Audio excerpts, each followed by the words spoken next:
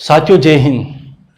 साथियों मैं आपका ज़्यादा नहीं 2 मिनट लूंगा। एक छोटी सी चर्चा है मेरी जो आपको शायद समझ में आ जाएगी, बेस्ट है। साथियों एक बात समझ लीजिए आप, रेलवे ने ग्रुप डी एग्जाम के अंदर 5 लाख विद्यार्थियों को रिजेक्ट किया गया है। लगभग 5 लाख विद्यार्थियों को रिजेक्ट किया।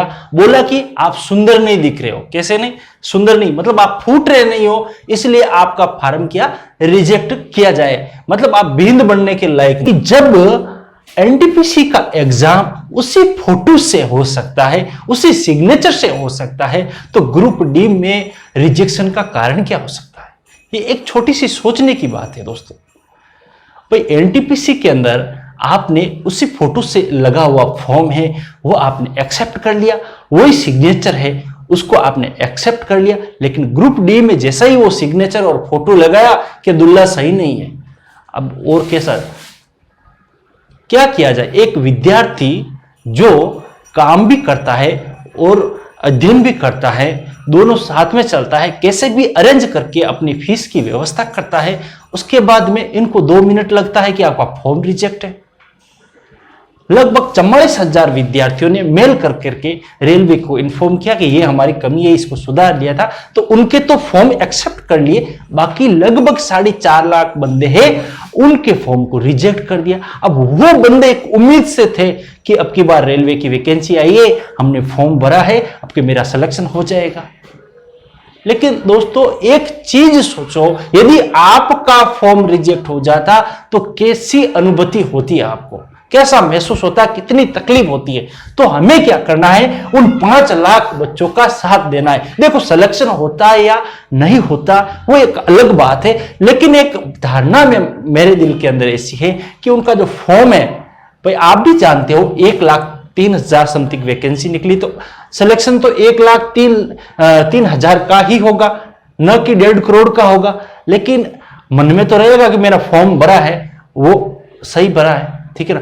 लेकिन फॉर्म भरने के बाद में आपका फॉर्म रिजेक्ट हो जाता है तो आपके साथ कैसा महसूस होता है? इसलिए बहुत सारे ट्विटर के अभियानों के बहुत सारे यूट्यूब है जो एक अभियान लगाया, जो मेन है, जो एजुकेशन और विद्यार्थियों का हित चाहते हैं, उन्होंने ये गाइडलाइन जारी की है कि आप ट्विटर के ऊपर RRC_Group D_modification लिंक आपको ट्विटर के ऊपर ट्रेंड कराना है। और हमने वो ट्रेंड भी कराया संडे के अंदर।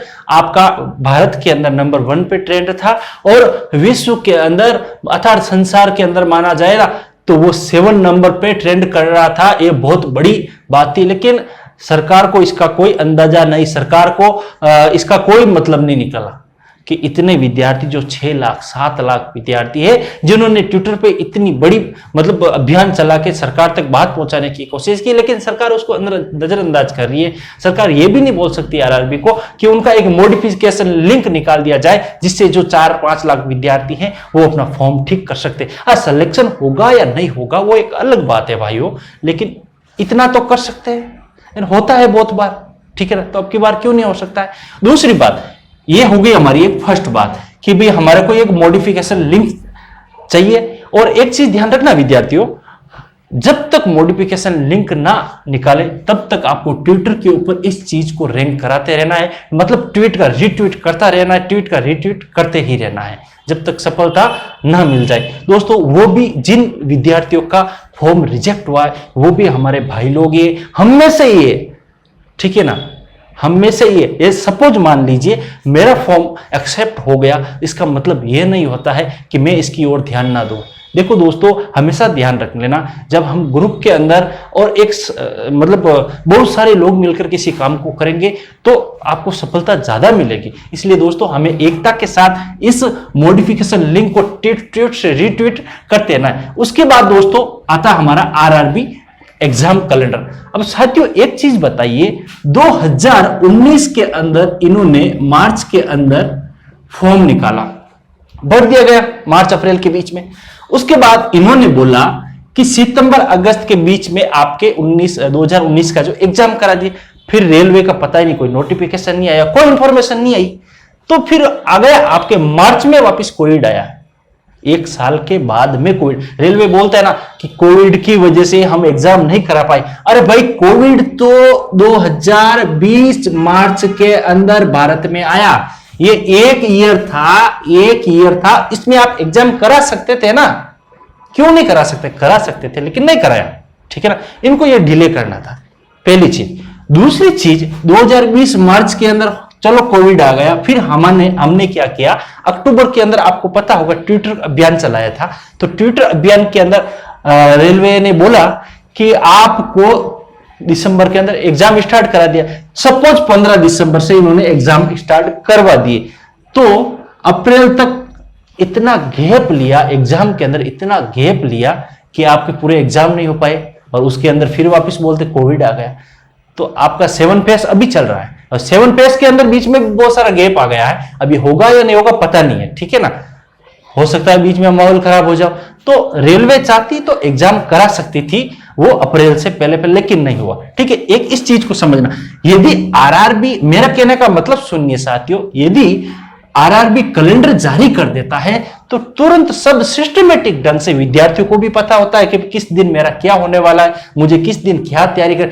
बहुत सारे ऐसे विद्यार्थी हैं जो दिन भर काम करते हैं और रात को पढ़ाई करते हैं, ठीक है ना, बहुत सारे। और काफी विद्यार्थी ऐसे भी हैं जिनको पढ़ने का कोई वक्त नहीं मिलता है। तो उन विद्यार्थियों के लिए क्या है, जैसे एग्जाम है 15 दिन पहले, वो 15 दिन में बेचारा क्या करेगा, वो काम करता है, फिर बाद में वो कैसे मैनेज करेगा। तो इसीलिए उन विद्यार्थियों के लिए ये कैलेंडर बहुत इंपॉर्टेंट है दोस्तों। तो हमेशा ट्विटर के ऊपर आरआरबी कैलेंडर है जो भी आपको ये रैंक कराते ही रहना चाहिए। उसके बाद में तीसरा नंबर, ग्रुप डी का भी कोई अता पता नहीं है, ठीक है ना। ग्रुप डी एग्जाम का कोई पता नहीं है क्या होगा। अब दोस्तों ये भी 2019 के अंदर ग्रुप डी निकाला, 1,03,000 पोस्टें समथिंग थी, तो इसका भी अता पता नहीं। तो हमें इसको भी साथ में ट्रेंड करा, मतलब ट्विटर के ऊपर हमें ये तीनों पॉइंट है याद रख लेना और उसको ट्रेंड कराना है। और ट्रेंड कराने के लिए आपको एक ट्विटर अकाउंट नहीं है तो बना लीजिए और ट्वीट का रीट्वीट करते रहिए जब तक सरकार का या रेलवे का किसी का भी कोई बयान नहीं आता, कोई नोटिस नहीं आता है, तब तक आपको ये चीज करते ही रहना है। दोस्तों बहुत दुख के साथ मुझे ये कहना पड़ रहा है कि इतना जागरूक होता हुआ विद्यार्थी, सरकार उसको नजरअंदाज कर रही है, रेलवे उसको नजरअंदाज कर रही है। तो एक विद्यार्थी क्या करे, विद्यार्थी को भी समझ में नहीं आ रहा है मैं क्या करूं, काम करूं या पढ़ाई करूं, काम करूं या पढ़ाई करूं, या पढ़ाई छोड़ दूं तो ये एग्जाम आ जाएगा क्या। मतलब रेलवे और सरकार ने एक विद्यार्थी को कंफ्यूज सा बना दिया है, विद्यार्थी को पता ही नहीं चल रहा है कि मैं किस ओर जाऊं, दिशा भटका दी उन लोगों की। तो मेरी रिक्वेस्ट है आप सभी से हाथ जोड़ के कि आप जरूर ये मॉडिफिकेशन लिंक के ऊपर और कैलेंडर वाला और ग्रुप डी एग्जाम की मांग एक ट्विटर के माध्यम से कर सकते हो और अपनी आवाज पे से उठा सकते हो। यही आपके पास एक बहुत बड़ा हथियार है। आप जानते हो लोग जो सड़कों पे प्रोटेस्ट कर रहे हैं, क्योंकि उनको किस तरह से मारा जाता है, शांतिपूर्ण प्रोटेस्ट करने के बाद में भी उनको बुरी तरह मारा जाता है। तो दोस्तों ये एक ही माध्यम है, हम अपना काम भी कर सकते हैं और अपनी आवाज भी उठा सकते हैं। इसी तरह से मैं दोस्तों अपने शब्दों को विराम देता हूं और मेरी बात आपको अच्छी लगी है तो जरूर आप कमेंट बॉक्स में बताइए कि हमें और कोई सुझाव है आपका, वो भी बता दीजिए कि हमें क्या करना चाहिए। थैंक यू दोस्तों।